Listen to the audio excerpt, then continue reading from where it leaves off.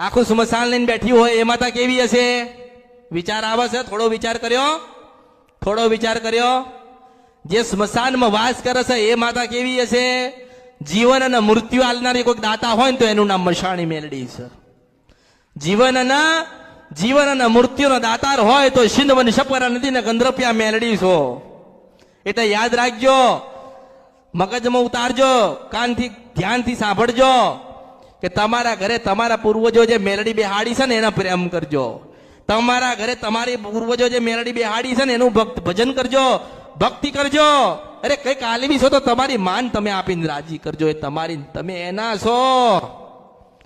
આ તો ગુનો થાય નહીં, ભૂલ થાય નહીં.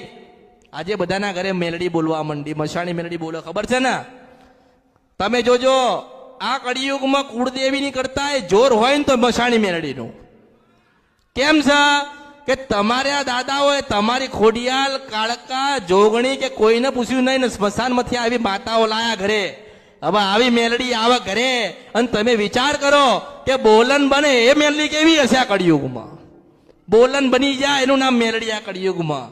હવે એ માતાને તમે ઘરે લાયા ને તમે એને પૂજી ના શક્યા, તમે દીવો ના આપી શક્યા, તમારી માતા લાચાર થાય. તમારી માં લાચાર થાય ને? તમે માથા પછાડો ને માથા તમારી કુળદેવી આગળ, માં બોલ, માં બોલ, માં બોલ, શું દુઃખ આવ્યું છે?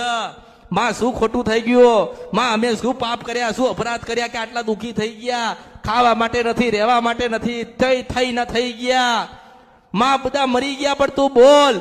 તમારી માં ને પેલી મશાણી મેરડી નહીં બોલવા દે, નહીં બોલવા દે, નહીં બોલવા દે, નહીં બોલવા દે, નહીં જ બોલવા દે.